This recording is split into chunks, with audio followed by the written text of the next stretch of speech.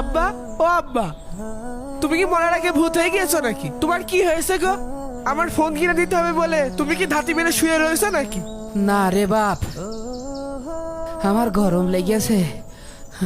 তোমার তো গরমই লেগে যায়। আব্বা, তুমি কি ফোন কিনে দেওয়ার ভয়তে নাটক শুরু করেছো? এই ও আল্লাহ, এ কি উদারে জন্ম দিয়েছি আমি। এই জায়গাটাই অসুস্থ, ও ফোন ফোন করে মরে যাচ্ছে। দেখতে পাচ্ছিস না আমি মরে যাচ্ছি? আব্বা, সেই ছোটবেলাতেই তো দেখে আসছি তোমার বিয়ার আম লেগেই আছে, তা তুমি তো মরছো না। আব্বা শোনো, মরার আগে আমার ফোনটা একটু দিয়ে মরো। আরে আমার কপাল, আমার এই ছেলেটার আমি কি করে বুঝাই যে এর আমি কতটা ভালোবাসি। তোর মা মরে গিয়ে তো বাইসেছে, তোর দিয়ে গেছে আমার ঘরের পারে। তোর ছোটবেলায় মাদ্রাসায় ভর্তি করলাম, তুই সেখানে পড়লি নে, কলি যে স্কুলে ভর্তি হবি। তোর আমি নিয়ে যাই স্কুলে ভর্তি করলাম, পড়লি নে, কলি যে কাজ করবি। প্রথমে যে ভাটাই কাজ করলি, তারপর যে রাজমিস্ত্রিতে কাজ করলি, এখন আবার কারেন্ট মিস্ত্রির কাজ করছিস। একদিন কাজ করিস তো 5 দিন কাজ করিস নে, তাহলে তোর আমি টাচ ফোন কি করে কিনে দেবো? আব্বা, তুমি তো আমার জন্ম দিয়েছো, তা তো আমি বুঝলাম, কিন্তু জন্ম বাধার কি দিয়েছো আমার একটু বুঝাও দিনি। ওই রহিম কাকার ছেলে দেখো, ভাটাই কাজ করে দামি মোটরসাইকেল চালাচ্ছে, ফোন চালাচ্ছে, আর তুমি আমার কি দিয়েছো? আমার কাছে তো কিছুই নেই আব্বা। আমি তোর কিছু দিইনি না। কি দিয়েছো তুমি আমার? ওরে খাইছে এটা করে গেল রে, তোর তো কপাল হাসড়িয়ে নি। ওরে আল্লাহ গো, তোর হাজাই, ওরে আল্লাহ, তোর হাজাই তো। ওরে যাইরা তুই মরতে পারিস না। আল্লাহ, তোর টাচ ফোন লাগবে, আমি মরে যাচ্ছি, তোর টাচ ফোন লাগবে না। বাবলু ভাই, আপনি এই ঝড় বৃষ্টির মধ্যে এই ভর গ্রামে আসলেন কি জন্য? কোন দিনই? আরে 15 দিন আগে একটা গাছ লাগাইছি, সে গাছের ফল এখনো পালাম না। মাঠের মধ্যে তো আমি কোনো গাছ দেখছি না। এই, আমি কিসের ব্যবসা করি তুই জানিস না? আরে আকিবির 15 দিন আগে আমি টাকা দিয়েছি, গাছটা যে লাগালাম ফলটাও দেবে না। 15 দিনের মধ্যে একটা টাকাও পালাম না। চল ওই দাওর বাড়ি। আচ্ছা তাহলে চলেন। এই আকিব ভাই, উঠতে পারো। আরে বাবলু ভাই, আপনি এই ঝড় তুফানের ভিতরে আমার বাড়ি? তোর জন্যই তো আমার ঝড় তুফানের মধ্যে আসা লাগলো। তোর যা 15 দিন আগে টাকা দিয়েছি, তোর সাথে কি কথা ছিল আমার? আমি যে গাছটা লাগালাম সে ফল তো আমি একদিনও খাতে পারলাম না। তুই আমার সাথে একদিনও দেখা করেছিস?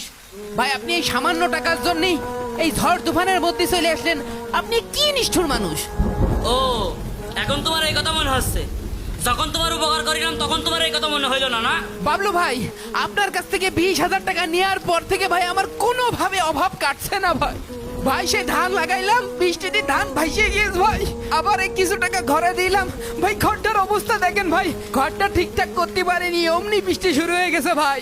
আবার এর মধ্যে দিন রাত ছোট ছেলেটা টাচ মোবাইলই কথা কয় ভাই। ভাই আমি তো কাজ করতে পারছি না, ধান বিক্রি করতে না পারলে আপনার টাকাটা কিভাবে দেবো ভাই? ভাই আমার 10টা দিন আরো সময় দেন ভাই। ওইসব তাল বাহানার কথা তো ভাই আমার শোনায় লাভ নেই। আছে, আমি গাছ লাগাইছি, ফল খাবো, এটাই আমার ব্যবসা। ভাই, আপনি আমার একবার পারমিশন দেন খালি। আমি ওর ঘর ভাঙচুর করে মালপাতি যা আছে সব নিয়ে চলে আসছি, তাহলেই তো আপনার টাকা শোধ হয়ে যাচ্ছে। ও তাই কর, ও তাই করা উচিত। যা। জি ভাই, যাবো। ভাই ভাই আপনার পায়ে ধরি ভাই, ভাই এমন কিছু করেন না ভাই। ভাই আমার একটা মাত্র ঘর ভাই, ভাই আপনি আর 10টা দিন সময় দেন ভাই। তোরা 10টা দিন সময় দিতে পারবো না। এই ঝড় তুফানের মধ্যে আমার যখন আশা লাগলো, তুই আজ বিকেল 5টার মধ্যে আমার টাকা দিবি, নাই তোর অবস্থা খারাপ আছে। এই চল। চলেন ভাই, চলেন। ভাই আল্লাহ, 20,000 টাকা সুদে নিয়ে কি বিপদে পড়লাম। আল্লাহ, এ কি বিপদে পড়লাম। মানুষের টাকা পয়সা দিয়ে উপকার করে মানুষের পিছনে ঘুরতে ঘুরতে পা সুতো ছিঁড়ে গেল। নেওয়ার সময় নেবে, দেওয়ার সময় আর কারোর মনে থাকে না। বাবলু ভাই আসসালামু আলাইকুম। ওয়ালাইকুম আসসালাম। কেমন আছেন? তোরা কি ভালো থাকতে দিয়েছিস? কে ভাই, আমরা আবার কি করলাম? তোর টাকা দিলাম 20,000, 16 দিন হয়ে গেল, আমি কি ফল খাতে পারিছি? দুঃখের কথা কি আর কব ভাই, আপনার কাছ থেকে 20,000 টাকা সুদে নিয়ে জীবনে যদি কোনো ভুল করে থাকি, তাই এইটাই ছিল সবচেয়ে বড় ভুল। টাকা নেওয়ার সময় মুখটা ছিল চাঁদের মতো উজ্জ্বল, আর দেওয়ার সময় মুখটা কালো। নেওয়ার সময় হই হই আর দেওয়ার সময় খই খই, না? যাই হোক ভাই, যা নিছি। এই যে আপনার 15 দিনের লাভের টাকা, এই যে ফল 3,000 টাকা। কালকে যে ঝড় তুফানের মধ্যে তোর বাড়ির পর গেলাম, এক গ্লাস পানিও তো খাতি দিলি না। খুব তো নাকে কানলি যে ভাই 10 দিনের মধ্যে টাকা দিতে পারবো না নে, এখন একদিনের মধ্যে টাকা কমতে নিয়ে আসলি। তুই তো খুব সিটার রে। না ভাই আমি চিটার না, টাকাটা যে কিভাবে ম্যানেজ করলাম শুনবেন? শোনেন। শোন, টাকা তোরা আমি 5,000 দিচ্ছি, ঠিক আছে, কোনো সমস্যা নেই, কিন্তু একটা শর্ত আছে। কি শর্ত? অন্যান্যরা সবাই 1020 টাকা করে নেয়, কিন্তু আমি এখন তোরা নগদ দিচ্ছি, আমারও 40 টাকা করে দেওয়া লাগবে। কি বলেন ভাই, এটা বেশি বেশি হয়ে যাচ্ছে। কিস্তিতে টাকা নিলে 1010 টাকা নাই, বাবলু ভাইয়ের কাছ থেকে টাকা নিয়েছি 1020 টাকা নাই, 40 টাকা। এইটা এটা মানবিকতা হয়ে যায়। দূর। ঠিক আছে, তাহলে তোর টাকা নেওয়া লাগবে না, যা যা অন্য জায়গায় যা।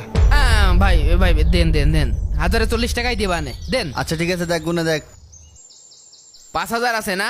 হ্যাঁ। তাহলে আর গুনছি নে। কি রে, আজকে এটা দিয়ে যা। হ্যাঁ, আজকেটাও দেওয়া লাগবে। বাবলু ভাইয়ের কাছ থেকে নিলাম, বাবলু ভাই তো আজকেটা নিল না, কালকে নেবেন আপনি। আমিও সব বাবলু টাবলু বুঝি না, আমারটা আমারে দিয়ে যা আজকে। তাহলে 5000 কত আছে? 200 টাকা আছে। হ্যাঁ। এই নেন আপনার 200 টাকা। আচ্ছা ঠিক আছে। 5000 টাকা নীতি এসে নিয়ে 200 টাকা দিয়ে যাওয়া লাগলো।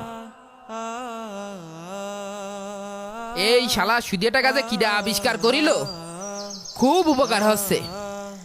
যাই বাবলু ভাইয়ের টাকাটা দিয়ে আসি। এবার আপনি বুঝতে পেরেছেন, এক সুদ করে টাকা শোধ করতে না পেরে আমি আর এক সুদ করে কাছ থেকে সুদে টাকা নিলাম। ঠিক আছে, এই এখন তো কিন্তু প্রতিদিনের টাকা প্রতিদিন দিস, নাই কিন্তু আমার সে খারাপ কেউ হবে না নে।